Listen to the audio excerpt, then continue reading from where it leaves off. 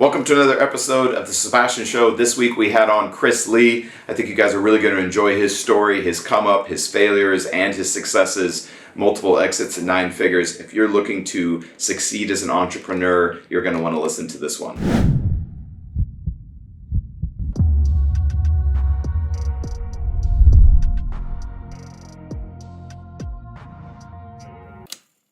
And you've exited 3 companies now? So two exits that I was an equity partner in. So one that I founded, the other one that I consulted for equity from founding, and then the third one I consulted just for cash that exited. But yeah, all 3 9-figure deals. That's awesome. Do you know Derek Fay? You connected with Derek? Yeah. Me and Derek have hung out a few times. Derek's great. He's been on my podcast. So Yeah, we were just texting right before I jumped on. That's super cool. He's a good dude. I like him. Very cool. Well, welcome to the show, Chris Lee. I'm excited to have you on. We are going to go kind of a couple different directions here. I'd like to get to know you a little bit, hear your story. I love to unpack kind of where people come from, and so people can understand the journey of success more than just the fruit of success.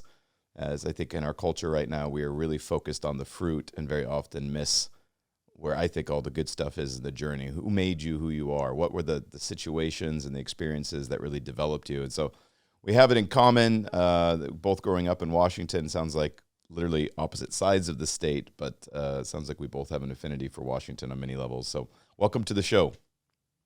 excited to be here and excited to talk about the difference between fruit and becoming a tree. I'm a big farmer, and lots of analogies when it comes to that. So funny. Yeah, I'm in Southern California in my office right now, but as I mentioned, my hobby farm is also in Washington, and I use a lot of as we're putting a lot of fruit, vegetables more in the ground right now, but put our fruit trees in. I'm using a lot of analogies with my team that have to do with farming, and they're laughing at me like, "What are you doing?" How many fruit trees do you have? And I have 4,000 cherry trees, and I have 1,200 black walnut trees. 4,000 cherry trees. So were you part of the? I saw there was that was in California, I think, the request for emergency that cherry trees were bloomed early last year, and they didn't have fruit the whole year. Were you impacted by that, or did you do well? So this is my 3rd year in cherries, which means this will be like the first year that I'm actually going to get much fruit. Yep. But yeah, had my cherries been in full bloom last year, we would have made a crap ton of money because California got destroyed. Got crushed. Yep. Yeah. Yeah. I love the Rainier cherry. It's a hybrid. I'm sure you're familiar with it, but it's a Washington cherry. Yeah, and the black walnuts are interesting. I bought 2 walnut trees. Mostly, sounds like you're going more on the commercial side, and for me it's more of a homestead project. But I bought a couple of walnuts, and then everybody I talked to is like, "Hey, make sure you don't plant your walnut trees anywhere near any of the other trees because they have, especially black walnut, has some kind of anti-pollination effect. I forget the name of the enzyme, but it literally keeps everything else from being able to pollinate. So are those all quarantined in a different part of your property, or are these totally separate areas? My black walnuts are on 2.5 acres, and I don't grow them for the actual fruit. It's actually for the wood. It's a Yep. long-term project. The main reason I actually put that in initially was to keep my kids busy with work.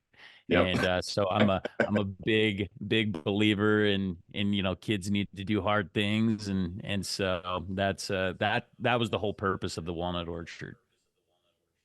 Me too. That's awesome. Black walnut, is it in Spain, the feed black walnut shell to pigs and sell them for a ton of money. It's like the pig only eats black walnut shell, I think, its entire life, if I remember correctly. So, and you're right, the wood is beautiful. Same with cherry. The property we bought had an untended cherry tree on it that's 50 feet tall. I've never seen a cherry tree that big. I'm like, wow, you could do something. Yeah, it's not very useful at this point, but beautiful nonetheless. Very cool. And you have how many kids? 5 children. Yeah. So my oldest, 5. ranging from 17 down to 5. So you got your hands full, and you and your wife have been married 17, 18 years, which is cool. It's good to see. Did you did you have your kids in Washington, or were you guys somewhere else and then decided to move back?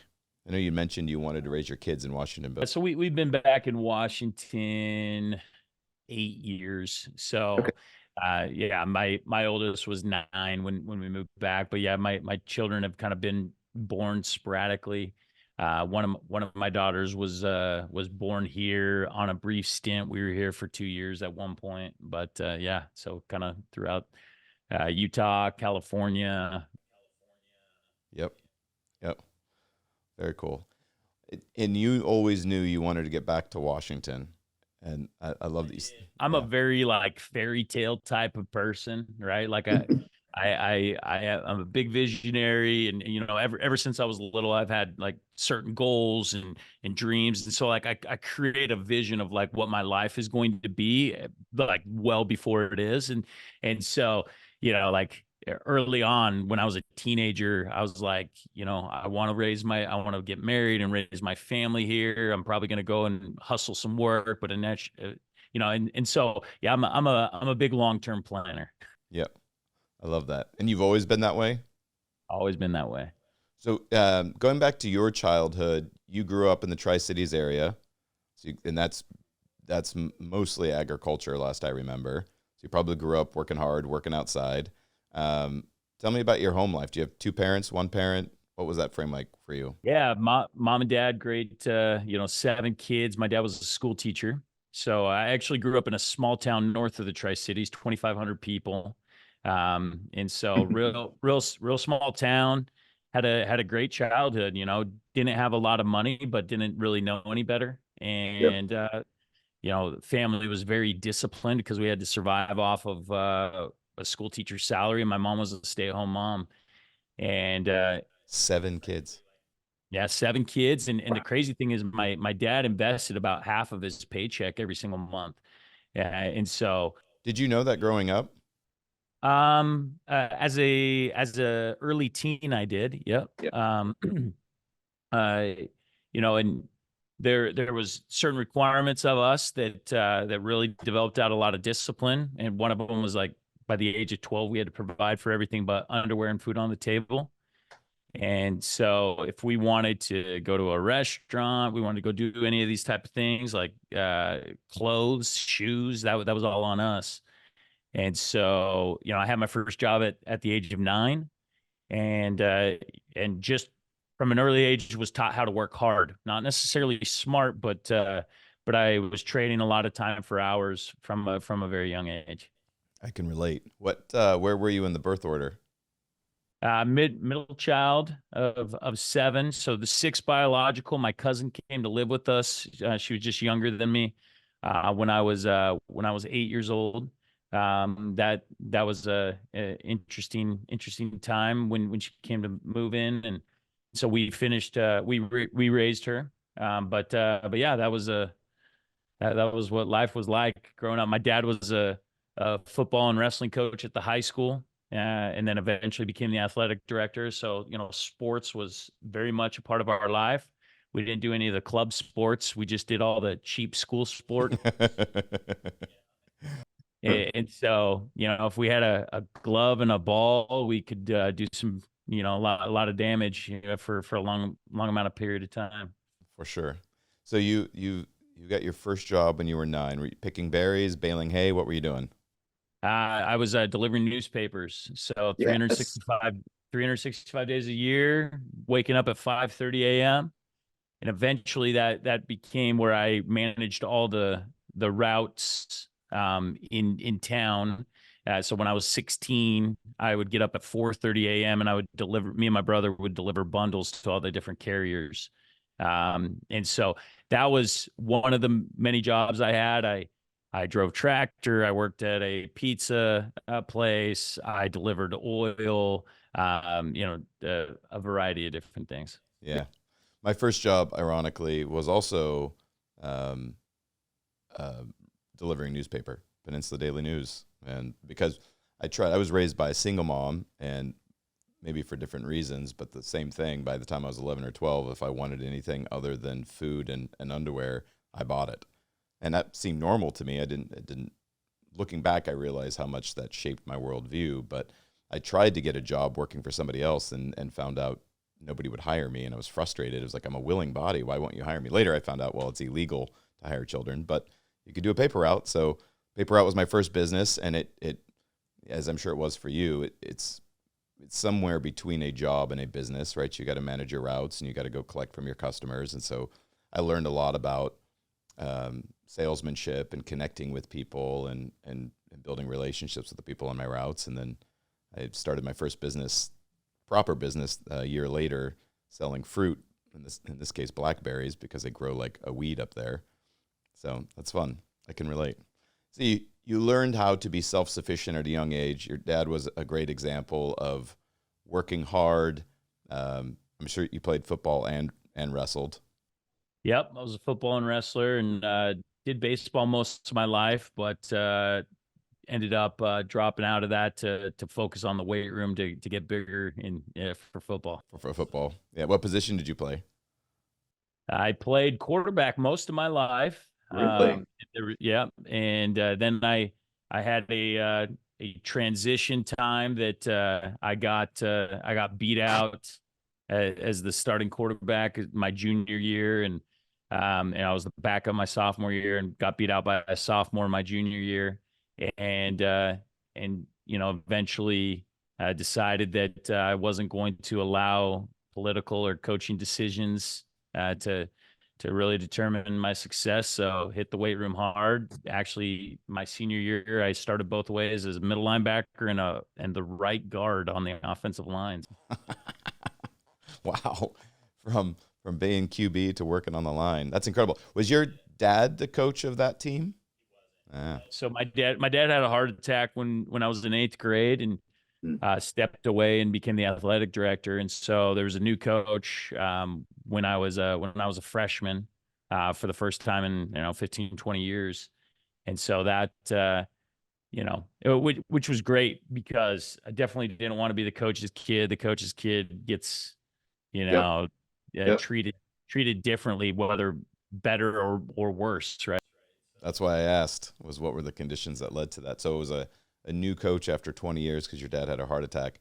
That's a hell of an adjustment. And then you get benched for a sophomore, and your response is, I'm going to go work harder, and I'm going to figure out how to stay on the team. And you adjusted, playing right guard, and then played on the defensive line. Freaking epic. Did you go to... We ended up winning the state championship for the first time in school history that year, which was awesome. So it was definitely a part that really shaped my childhood.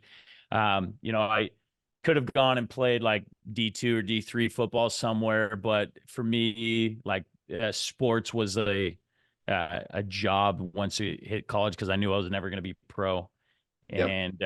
And so I had other priorities set that transitioned from there. Did you think about going to Wazoo, going up north, a little north of you, or were you? No, I grew up a UW fan.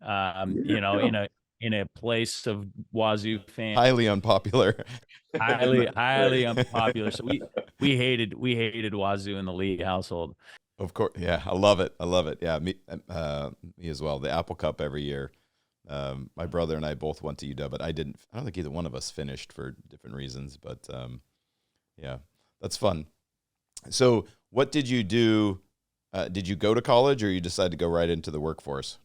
So when I graduated high school, I went on a mission for my church. I spent 2 years out preaching the gospel and knocking doors. And and for anybody that doesn't really understand, the guys out with the white shirt and ties and little name badges, we actually pay our way to be out there. You don't get paid while you're there.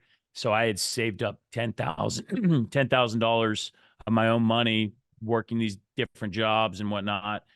So not only was I providing for myself, but I was also having to figure out how to go and front a 2-year stint of my life. And so did that, and so I was out in Oklahoma, learned Spanish and also another language called Marshallese from the Marshall Islands. And so that was where I spent a couple of years of my life, and came home, got married, went to school for a little bit, ended up dropping out. I went to BYU down in BYU. Yep. Utah. Yep. Yep. Bobby Wagner went to BYU, didn't he? Or Bobby went to Utah State. Utah State. You're right. Yep. Love me some B-Wags. Turban. Yes. Yeah. The fullback. Yeah. Turban. Yeah. Yeah. So this is my, by the way, I don't know, Sean Whalen, I'm sure you probably know. Yep. Him and I have talked about this. That was his experience. I had Pace on, I don't know, 6 weeks ago. He was talking about his very similar family environment. It's just cool to see how people, their worlds get shaped by their experience. But, you know, he talked about on the podcast that he went on a mission, paid his way there. While he was on the mission, his family business, his dad's business, was failing and was in debt, and he actually gave his mission money to his dad to bail out. It's a crazy story when we were talking about it, but it's funny how these early life experiences shape our worldview, and when you look back, you can see how the, you know, like being benched for a sophomore in high school, and what that did to your mentality. The fact that you brought it up, it was something that was important to you. Going on a mission, I think all my Mormon guys freaking crush in sales. Like, I think the stat I heard is if you go on a 2-year mission, you're considered a success if you convert one person. Is that correct? Can you verify that one way or the other? I mean, maybe. Maybe. I wouldn't consider that very successful. Somehow I knew you were going to say that. But it's the conversion is very low, so you learn how to take rejection, right? Am I correct? Yeah, you take rejection, but yeah, conversion's low if you suck. Fair enough. You know, That's cool. there's a lot of factors that we go into there, but yeah. Yeah. Understood. I love it. Spoken like a high performer. I get it. Okay, so that kind of helps me understand your backstory. Then you get into business. Sounds like, I'm guessing you went into sales. I'm sure that was a pretty natural fit for you. Well, it's interesting. So prior to my mission, so I was 18 years old. I was pretty old for my grade. Between my junior or it was at the end of my junior year, and I see an advertisement so I'm attending a college. They had a program called Running Start. Yep, I did it. Yeah, so you finished first 2 years of college before you get out of high school. It's awesome. I'm there doing Running Start, and there's a little advertisement. And the reason I was doing Running Start was because my whole life I was planning on being a doctor. And the reason I was planning on being a doctor was my mom's dad was a doctor, and my dad's dad was white trash. And so we had like these two worlds colliding, right, between my parents. And I always knew from a young age that, one, I wanted to be wealthy. And two, I wanted a great family life, right? Like those were the two things that like drove me from like the age of 6. And so I had my whole life planned out. Like I said, I was a planner. You know, frankly, like I'm telling you, planned out. When I was 12 years old, I had all my money saved for my diamond ring when I was going to get married. At 12. At 12, yeah. And so part of this was going to college early to be able to get through as fast as possible to become a doctor and everything like that. So while I'm there, I see an advertisement and a little thing with like rip a phone number off type deal. And it says, make at least $13 an hour. And like, this was the first time in my life, like that, like the words at least really stuck out to me. I'm like, first of all, minimum wage right now is like $6, you know, Yep. and 13, that's 2.5 times. You're telling me I can make at least that and I can make more. And so ended up being a Cutco advertisement. Yep. So between my junior and senior year, I go through this training, and immediately I find out I'm pretty dang good at like going into a farm wife's home and walking out with a $1,200 check for the big butcher block of knives and making 25% of that. They are great It's knives, by the way. yeah, and I Quality love knives. Cutco. Yeah. Yeah, I have a big set at home. But man, it was like first time in my life I saw that based off of value I could get paid. And Yes. in less than an hour I could walk out making $300 commission. I'm just like, dude, this is a game changer. Um, Unfortunately, I didn't have any managers or anything that told me what. So they told me initially, like, hey, go sell to your whole network. And so I did that. And then I'm like, all right, what's next? And then they wouldn't respond. I'm like, should I knock doors? They wouldn't respond. And so frankly, I just kind of fell off the train because I had no direction from management, which was a huge flaw in Cutco. Like their whole model was just hire as many and churn as many to sell to their immediate network. Where if they would have just taken somebody hungry like me, I would have probably made $1 million as a junior in high school. There's a lot of companies that model is simply to recruit you to sell to your family and friends, and then you get burnt out. But yeah. So that's kind of where I saw sales for the first time, but my whole intention was still to go to medical school. And so when I come home from my mission, get married real quick, because like I said, family was very important to me. I started going to BYU, studying biology, chemistry minor, like here we go. And I get into my senior year and I had a professor that was a medical professor, and he spent the whole semester trying to convince us not to go to med school. Which I thought, man, this is weird. Had you taken the MCAT? I was actually taking the MCAT, like I was like I had it scheduled, everything like that, right? Yeah. And so I have this professor, and he says, look, if you want to get rich, don't be a doctor. Like, don't be a doctor. He said, go over to this school, which was the Marriott School of Management at BYU. He's like, business, he's like that building over there, that will teach you how to make money. But then he said something that like really stuck out to me, because like I wanted to be a doctor for two reasons. I wanted to be rich and I wanted to help people. And he said, you can save more lives running a business than you ever will as a medical professional. And I'm like, wow, that's awesome. And so, you know, from that point, I decided I didn't want to go that route anymore. And I was scared of socialized medicine, right? Like I was really scared that I was going to go and spend all this money and time only to make $80,000 a year paycheck from the government. Right. Like, and that scared me. But it really intrigued me that business, which I knew I was good at sales, was something that I could go and make a lot of money and impact and save lives.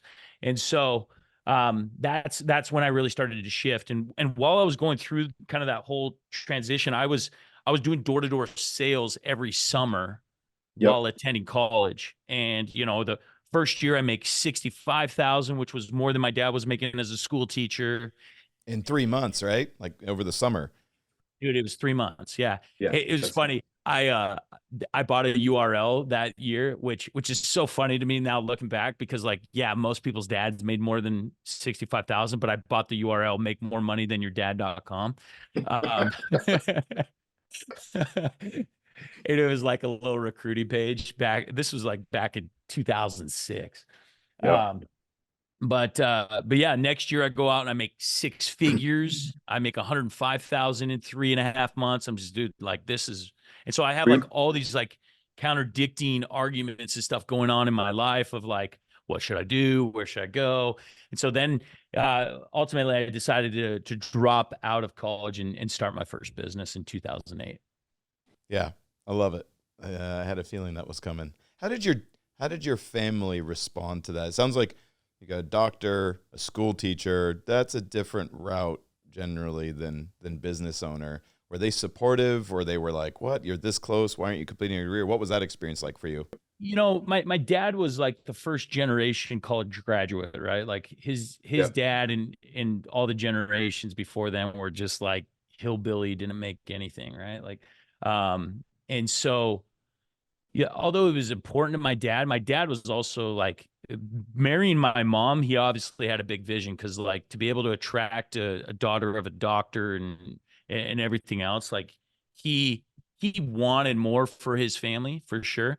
And so and my dad tried a few entrepreneurial endeavors growing up, and but entrepreneurial endeavors were like multi-level marketing, right? Like, Yep. hey, he got scammed into a couple of things that he thought he was going to be able to make money quick, never worked. So my dad always wanted that, but wasn't a big risk taker himself, and so my dad was actually extremely supportive of me all the time. Now my mom, education was more important to her, Yep. and so like I'd always be like, "Hey, mom, don't worry. Someday I'll go back and I'll finish." And but we always had like kind of this friendly banter of like, "Is it really worth it?" Or but my parents are just great people, and have always supported me in my dreams, and they taught me so many incredible skills and developed my character that like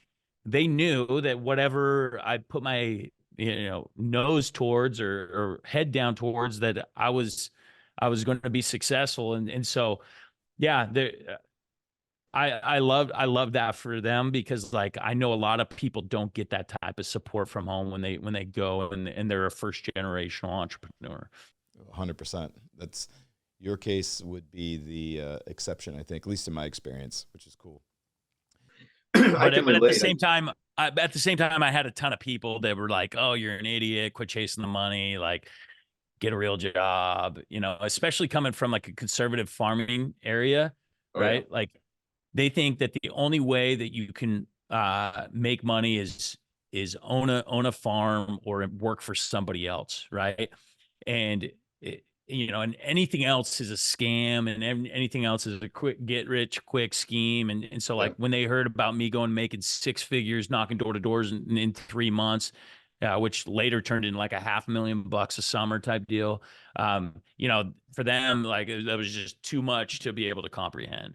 Yeah, I had a very similar experience with college. I did Running Start, went to University of Washington, was going to go into their international business program, had completed most of the recs for an economic psychology degree. And the woman, the entrance lady, was explaining to me the program. And at the time, I think it was $63,000 for 2 years, which I'm sure is probably twice that now. And she looked me in the eyes and she said, "You'll be 3 to 5 years behind the real world." And I had already ran my first business at this point. I had a couple of early stints making some pretty good money. And I corrected her quite naively. I said, "You mean ahead, right?" And she's like, "Oh, no. It's like, that's actually pretty good. Most of these programs are 8 to 10 years behind the real world." And I'm like, why would I go into debt to be behind the real world? And at the time I was working for a recruiting agency in downtown Seattle, and we were staffing for Amazon and Microsoft, two of the big tech companies. And I was talking to their hiring managers, and they said they would take people with experience over a degree all day long because they valued proven competency over a degree. Now, that makes, as a business owner now, that makes obvious sense. But then I was like, do people know this? Like, it frustrated me. So I did the same thing. I immediately dropped out of school and went and found someone to go work for. And I teach that a lot to this day. Like, especially in your 20s, go work for an education, not a paycheck. Go somewhere where you're going to develop high value skill sets that you can convert to a lot of cash. So the security gig, very popular one among many of the entrepreneurs. You go crush it during the summer and make a ton of money. I think Apex was big back then. ADT, those guys. So I'm familiar with it. Was there a moment when you saw your parents got it, or was it like, "Hey, we support you, go do your thing. We know you're going to make it no matter what you do"? Or was there a moment when they were like, "Oh, wow, like He's Well, made it. the interesting thing was like, so I was still going to college while doing sales. And so my early success, like I was more successful than most first, second, third year guys knocking doors. Yeah, sounds like it. $500,000 is impressive." Yeah. When I went my first summer, made $65,000. That was like, and of course my parents weren't weren't not going to support me. They're like, "Oh, you're getting a job during the summer? Great." Right. But and at that point, like, they didn't even have a whole lot of say in my life. I was a married man, I got married at the age of 21 with $1,000 in my bank account and owed $1,000 to a guy for the car that was worth $1,000, right? Like, so like I was young, dumb, and broke when I got married, and so I was figuring it out, and my parents were always like, go and spread your wings, and like we'll always just like be your cheerleaders on the side, and so my dad from early on when I was doing sales, he as a competitor, right? He was a college football and Oh yeah. wrestler. He played both of those sports in a D1 college. Uh, like for him, hearing the daily report of how sales went was just like invigorating for him. It was him living through me. And so, my dad was always my greatest cheerleader. And sometimes probably enjoyed it more more than I did. So yeah, like it's so yeah, there wasn't ever a moment. Now, I launched my first business in 2008. I opened up a door-to-door company selling home security, doing installs, and we tried expanding too fast, too quick. And obviously there was a financial pinch in the markets, and the Great Recession and a bunch of things, and which 2008 was a great year to launch a business. right. So ultimately led to my demise. And the interesting thing, so my dad invested half of his like life savings into my business. And there we go.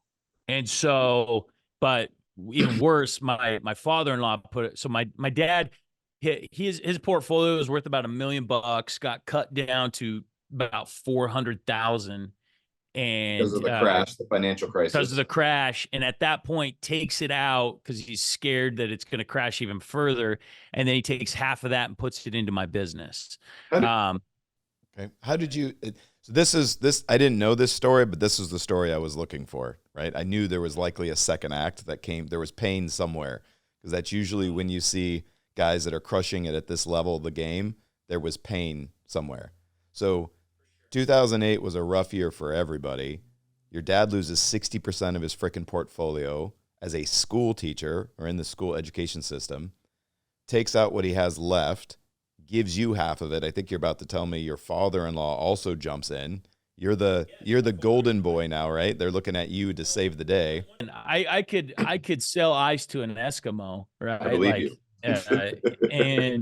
And so like making these guys spreadsheet millionaires was easy, right? Like, hey, this is how we're gonna go take over the world. You invest this amount of money, we're gonna go and crush it. And so it was me and two other partners that had been working for another home security business go, and like my track record up until that point was flawless. I was making money every single summer. And so I give. But up until that point, you weren't running the business, correct? You were just going out and selling. Right. But like every good you had managed teams. Every good entrepreneurial myth, like I'm a highly functioning technician. Why can't I be an entrepreneur? Right. Like I already do everything. Like why? Like, let's go run it. You didn't know what you didn't know.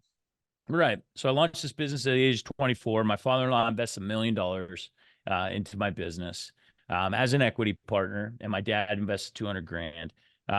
We grow too fast, too quick, make poor decisions in a bad economy. I had partnership issues, ego issues, right? Like up until that point, right, there was a lot of things that weren't very important to me growing up that I made important to me more out of peer pressure and ego rather than like who I really was.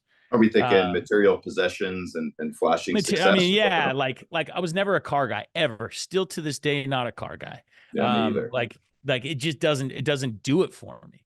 Like I look like for me, if I have a functional, good-looking car that gets me from point A to Z, then it's great. Like I don't need the performance. I don't need the overly expensive car. Like that's never got my engine revving, and pun intended.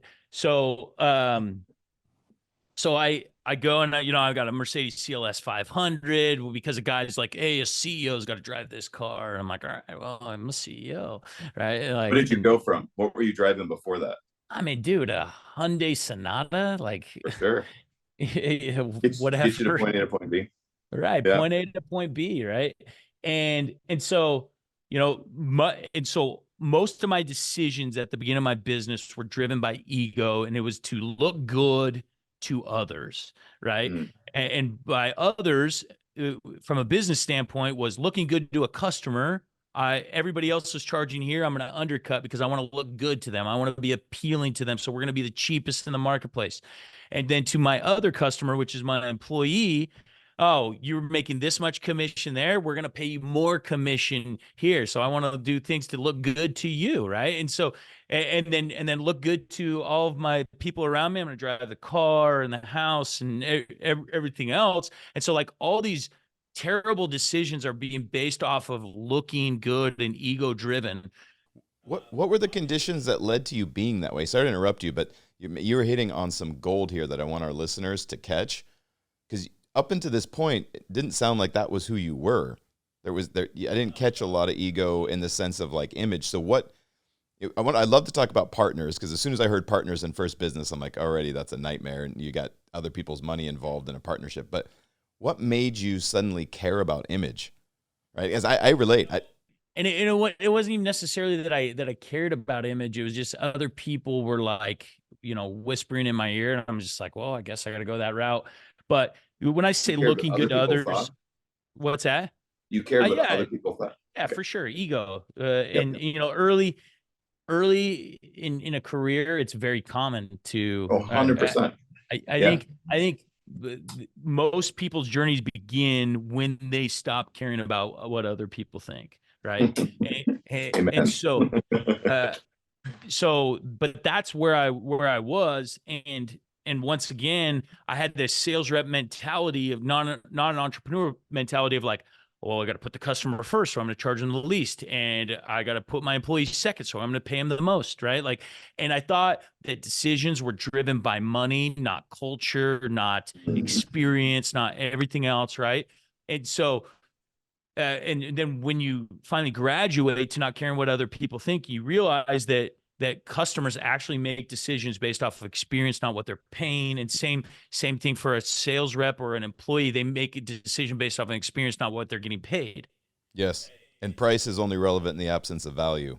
Right. And, but at this point in my career, I didn't understand that. And so thin margins, bad economy, a partner that ended up being a total piece of trash, ended up serving prison time for running a Ponzi scheme after our partnership, like just all kinds of bad things, right?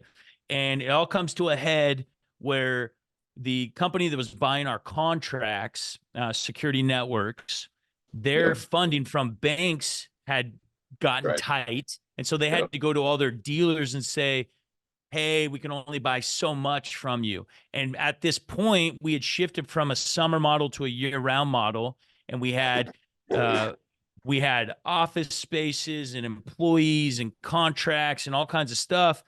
And they say, hey, we can't buy more than 100 contracts a month. And I'm like, dude, I need 120 to break even. Right. Like that's before I even start making money. And then on top of that, they had a UCC1 filing lien against our company, which meant we could not sell those contracts to anybody else. And the only way that we could get around that was we had to move outside of territories that they weren't. So we had to go and take on additional overhead or whatnot. And so at this point, me and my business partners had always said, hey, look, if crap hits the fan, we're going to go and make it happen, right? Like, I'm going to stop playing King of the Universe CEO, and I'm going to go out and I'm going to knock doors. The good news for you is you have the talent to do that. You can go keep your business afloat because you. My other two business partners did too, right? We all came from the door-to-door industry. But the problem is like, when you're sitting in this position of ego, where you're making decisions to look good, right? Like, I'm CEO, I show up to the office every day, I don't knock doors, all these things like that. That's really hard to overcome. For me, it was a drop in the hat that like I made the mind shift. Hey, I'm willing to get back on the doors. That wasn't the case for my other two partners, right? They're just like, well, eh. And so one partner was like, had stopped showing up to work and kept making promises that he was working on something else that was going to bail us out. The other partner was like, hey, let me just kind of maintain what we got going. I'll let you move outside of the UCC1 territory Oh, and sure. go and, Yeah. right? And I'm like, Hmm. dude, look, I'm a fighter, man. I never give up. I'm a man of my word. I've never defaulted on a payment. My credit score is perfect. I'm personally guaranteeing everything that's on, all these everything else. So heck yeah, I'm going to go out and do the work. And like, frankly, I don't care if you don't even show up to work because like me, I am a controller of my own destiny. And so I pick up, we're living in Utah at the time. That's where we're headquartered out of. We moved back to Washington State. This is in this is April of 2010. So you're okay. So you made it. I mean, the economy's on its way up at this point. I mean, you're sounds like. But well, kind of. But the problem is at this point, everything had crashed down. Right. I'm getting calls from collections. I'm getting right. Like, and I'm the UCC1 lien is still against us. Like the only way we can go is go there. And so I convinced another guy that I'd worked with, was my previous sales manager several years prior. I convinced him to move up with me to Washington. We're both originally from there. And we started knocking doors. We actually have to open up a separate company, but every single week we're taking all the cash we're generating and we're sending it down to Utah to float bills and salaries and everything else. And meanwhile, my freaking business partners are still pulling a salary doing jack crap. And I'm naive at this point, right? I don't have any mentors because I'm still, I'm still touting to the world that I know I've got it figured out, right? Like I ain't going to ask nobody for no help. Come on. And so here I am just hustling my way out. We're literally sending $30,000 to $40,000 a week down to Utah. It's all getting eaten up by bills and leases and salaries that are contributing nothing to this business. And it's all really to just keep my own personal credit alive. And then, one thing changed. I get a phone call one day from a distribution company, the company that provided our security equipment. And they say, hey, I got a $400,000 past due bill here. And I'm like, 400,000. I'm like, we've been paying you. Like this money's been getting sent down. Like you're getting paid. They're like, nope, we haven't received anything in the last 3 months. And I'm like, what? So, of course, my one business partner that's kind of showing up to work every day, his wife is running the books and paying the bills. And come to find out, she ain't paying the bills and the money's going somewhere. And once again, too dumb, too naive, too early on in like good software and everything to really even track like where it's at. And so like me and the guy that are building this thing up in Washington, we're like, dude, had we been running this ourselves just in a good lean business, like we'd be doing great. But instead, we got 400, and then all of a sudden the lease wasn't getting paid and everything. So I've got $1.5 million of collections coming down on me. Plus I owe my father-in-law $1 million, 200,000. We have nothing in the bank account. And it's just like, there is no end in sight to this thing. And I'm just like my only, I ultimately I ended up making the decision that I just had to file bankruptcy because and I wish I could go back to Chris now, and say, dude, $2.5 million really isn't that much money. Like you'll figure it out, like go in and realize there's people behind these buildings and collections, right? Because I think that an important message to any entrepreneur is like, man, if you feel like the world's crashing down, go have a conversation with a person that you think this is crashing your world, right? Like, because they've been through things, they've been, and chances are you could probably negotiate things better. But for me, like the only thing I knew is like, dude, I got to file bankruptcy, right? Like there is nothing else. And so, Yeah, filed bankruptcy, had all my investments, cash. I mean, dude, and leading up to this, like, it wasn't just like, oh, we're doing good, I filed bankruptcy. I'm like, dude, floating payroll with like maxing out one of my personal credit cards, like doing all these different things to like try to survive, but realizing that I just can't keep up. And like, it killed me to know that I was going to default on something that like I grew up small town boy. I'm good for my handshake, for my word, and to to default on my word was like absolutely just crushing, and so that hurt me. But at that point, I knew what I needed to do to make things work, and so filed for bankruptcy. Officially, so started the filing process fall of 2010 and officially filed January 2011. Meanwhile, started this other home security business under this other guy that was running it with me, right? Because we When knew did you spin off the one in Washington? well, we didn't Or because that one was under the same umbrella, but okay. we Yep. started a whole new company. Yep. And the guy that was up there helping me run this as a manager became a partner, right? And so I filed bankruptcy, car repoed out of the driveway, less than $1,000 in my bank account, everything taken from me, terrible conversations with father-in-law and everything like that, but started afresh. And the interesting thing, like going before a judge and having to like hold out like, dude, this is what I'm worth, these are all true, and you have to sign off for that. It was like a humiliating experience. And that whole time of my life was definitely like my lowest, and not quite my darkest, but definitely my lowest. And the Mm. interesting thing that I realized was, in my mind, it was going to be terrible and horrible and all these different things. But at the bottom, like no matter how bad I imagine it could be, it wasn't there. And like life really wasn't that bad. I still had my God, I still had my family, right? I still had all the skills that I had developed up until that point, Yep. right? I had a fresh take on life. And so even though it was extremely difficult, right? Like I said, I knew, and the interesting thing is I had a lot of people come to me at this time, like all the naysayers of when I originally went into business. They're coming back like, dude, see, I told you, you should have just go back to school, get a real job, go.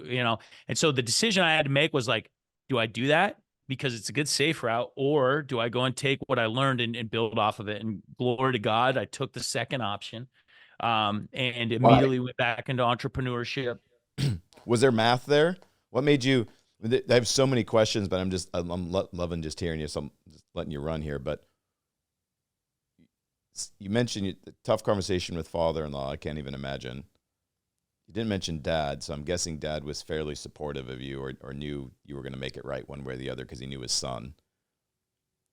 Your mom's probably like, hey, let's go take care of that degree now. Let's go take the safe route. What was your wife saying? Was she just like, I love you, I believe in you, you're going to do what, you're going to get it? Or what was that like? My wife has always been just a solid rock star, good farm girl. She grew up on a dairy farm, working from age 8, milking and feeding calves and working in an orchard. So, the one thing that she did learn from her parents growing up was like, right, like it's just good traditional values and always support your man, right? Like, Yep. and so she, even though it was, I'm sure, extremely difficult for her, How she many stood kids by did my you guys side. have at that? So while I'm going through bankruptcy, we're pregnant with our third, and so once again, we're cars removed down to one vehicle, just kind of that whole deal. Um, so, Mm. but yeah, so my wife was extremely supportive. My father-in-law, not. We had a terrible relationship for the next 5 years. Yeah. Um, And to your point, my dad was amazing. You know, my He knew his um he knew who his yeah, son was. yeah. And he said, don't worry, son. I know you'll make it right. Um, Yeah. uh, How incredible is it to have that dude in your corner? yeah, yeah. And so, over so I spent the next several years just try to figure out real entrepreneurship. And I was scared. I was scared of growth. I was scared of debt. I was scared of, and so I became uber micromanager, small business owner, right, for the next few years, right? No expansion, no outside money, none of these things, and just trying to figure out what worked. And so I spent the next 2.5 years doing that, and I found a few things that worked, and built a small security company. We in-housed our accounts. We ended up selling them off. We made a little bit of money. But I realized I was missing something, right? Like there was some, I did not know what I needed to know to get to the next level. And so I had got out of door-to-door sales by mid 2012, and I had started a search engine optimization business and done a few things based off of the 4-hour work week and so on and so forth. Um, and my brother says, "Hey, dude, why don't you get back into security? Come work with us." And so the next 4.5 years, I worked for 3 different companies, and specifically with one end in mind was I wanted to go study high growth CEOs and the way that they were doing it. And so the next 4.5 years, I became an employee from end of so mid 2012 until end of 2016. That's where I was working for other people, studying the CEOs. Why are they doing this? How are they building their culture? Like just studying. I wasn't there for a paycheck, even though I made a lot of money during this time. I was making $400,000 to $500,000 a year working for these different organizations. Experienced 2 different IPOs. Was Vivint one of them? Yep. So I Yeah. was part of Vivint. Todd Peterson, I would definitely Yep. say is like one of my greatest mentors. And Dude's a stud. They built an incredible culture. yeah, just he's the guy I studied the most, right? Like Makes a lot of sense.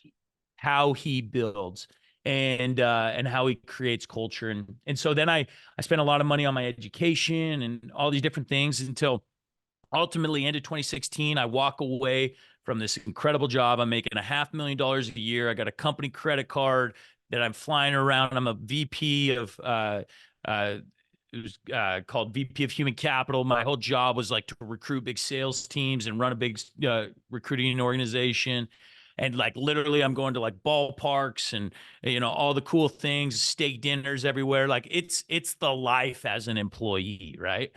And so, but I walk away from it and everyone's like, what the freak are you doing? Like you got it made. I'm just like, I'm done. I'm ready. I've learned everything I needed to know, and I'm ready to go. And so I spent the next few months kind of figuring out what the direction I wanted to go. I just kind of stepped away from it all, took some time with the family, like was poking around, identifying opportunities, um, during which I started working on international energy projects with this like new technology, and I call it the magic generator because the manufacturer not ended up being able to fulfill on what we did, but like it was crazy. Over a 6-month period after I had left, I built a sales organization and sold worldwide energy projects. We had $2.2 billion in contracts and financed deals ready to go. Like Incredible. And they couldn't fulfill. and they didn't fulfill. And I Ugh. lost about 300,000 of my own money on this, like flying people around. We were meeting with prime ministers of countries like I mean, dude, the prime minister of Congo, like it was the craziest thing. But I learned two things. Even though I lost money and didn't get fulfilled, I learned 2 things very important. One, don't put all your eggs in one basket, right? Like had I just had an additional product, I was so deep on this one product with these relationships. Had I just had another option, I could have, and I just let those relationships burn because these guys didn't fulfill. Like I just kind of ran from the truth. And like, I wish I would have just maintained those relationships because it was crazy. But two was the power of networking. When you believe something so much, you can grow it so fast and network so quickly. And like, because it wasn't the product that got me there, it was my belief in the product and what I was doing. And so what I realized was like, holy crap, if I just have this level of belief for anything that I do, I'm going to be able to go and just skyrocket something. Right. And That's so kind of when all this was going on, I've never been one to just live off of my savings. I was connecting sales companies with installers and kind of doing some different things. I even went out and knocked doors for about a month and made $100,000 in a 1 month period of time just to kind of keep the bills paid and whatnot.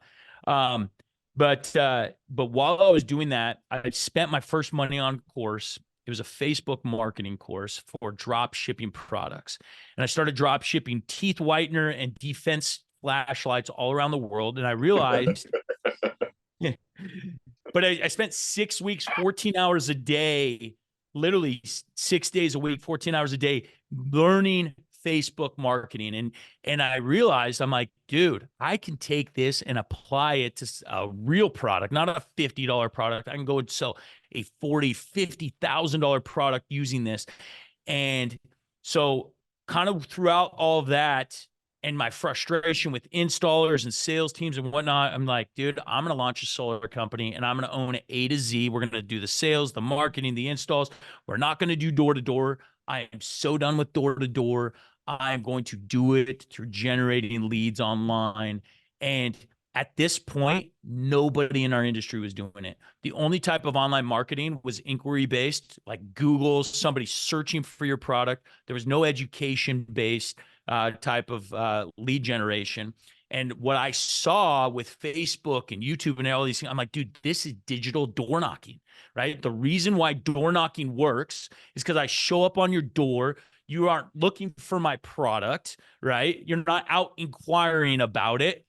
I hit you with a quick, attention grabber that's like, wait, oh yeah. And then I educate you. And then I'm able to close you on something that you didn't know prior to me knocking on your door that you needed. But I identified the proper pain and showed how this helps solve that pain. I want to do a part 2 with you because there's a whole, for me, I want to put a bow on some of the things you're saying for our listeners, but this was absolutely beautiful, and I appreciate you being so raw and authentic. I don't know you, so I don't know if this is just how you show up, but I appreciate it and want to acknowledge. I have a feeling this is just who you are based on your the integrity of what you're speaking. But I'd love to do a part 2 with you because I want to talk about the last 5 years because I think there's a lot of excitement and just. Dude, let me kind of wrap up what I was saying, and I'll wrap up. I'll wrap up the last 5 years, and we can talk. And I consulted for solar during this time period, so I'm very familiar with where the industry is at. I was big with Sunrun and Solarplicity, and a little bit with Elon's company, mostly with Sunrun though. So I know exactly where the game was at that point. And seeing your pivot is like nobody believed that you could generate leads online for solar back there, which is silly now looking back, but that was a very common thought process. So anyway, keep going. No, you bet. And so, yeah, what I saw was just, this was digital door knocking instead of being on one door at a time. I think my biggest frustration with door to door was like self-replication, right? Like I could only be on one door at a time and training somebody else to do it exactly the way I did. And so all of a sudden I could be on 10,000 screens at a time. And so that's essentially what we built this business off. We launched out of my garage in 2017. And when I say my garage, it was, so I had a 3,500 square foot shop, and we literally used that as our headquarters for 2.5 years. And by the day that I moved out of that shop, we had 53 employees showing up to my house every single day. Yeah, which is I love it. wild. But yeah, so we launch on this premise, and we go and we build a vertically integrated business. And the rest is history. We, sixth fastest growing company in 2021 according to Financial Times. My last year running the business, we did $233 million in revenue. Year 5 in business. It That's was, incredible. dude, it was just an incredible run. And the cool thing is, and we can go into this maybe in a later episode, but like the way that we built this thing was based off of everything that I had learned in my life. Like, so Leading up to that. instead of so we did it with no debt, because Yep. I was still scared to heck from debt, right? But I wasn't scared of growth, and so we invested in all the right ways. Like we built out of a garage because we knew that wasn't important, but to a customer, we looked like a billion-dollar company. Wrapped trucks, incredible online presence, everything like that. So everything that actually meant something, we invested into, and that's what ultimately helped us scale and grow. 1,100 employees, and yeah, it's been a crazy ride. So I want to have you on because I want to complete this, but there's a few things I want to point out to our listeners. One, you didn't come from wealth. Looks like you learned some great lessons growing up in the country. You had amazing parents that taught you how to work hard, but you didn't inherit your wealth. In fact, the process of becoming wealthy made you go to a point where you were deeply in debt, had to file bankruptcy, reset everything while raising a family, right? And all of those lessons could have easily have broke you. You could have and probably had people in your life that are like, oh, dude, just take the easy way. Go be an employee. Go take the easy path. Instead, you decided, no, this is what I want for my life. I want to be wealthy. You said you've been a planner your entire life. You're obviously resilient. You handle failure well, right? You bounced back. You had whether it was wisdom, a mentor, your dad, somebody was smart enough to tell you, or you figured out, hey, I need to go get a real education. You went and worked for probably one of the best companies you could have at the time. Vivint's run was insane. And so it's easy to see how you were able to emulate that because you were there for a lot of the glory years of Vivint on its run up. You got an education, humbled yourself enough to do that. You were making good money. You decided good isn't good enough. I'm going for great, right? You could have easily been comfortable, $500,000, living the best employee life you could, except for being W-2'd, as you know, is absolutely brutal from a tax situation. So you go start your own company, and we're going to talk more about that, but you exit for 9 figures and you were just crushing it. And you can see through your story how all of those failures were necessary to prepare you for this work. And as undoubtedly is true, you have a vision way beyond this, and your work is just getting started. For such a time as this, we're on earth. For such a time as this, we're being prepared for something bigger.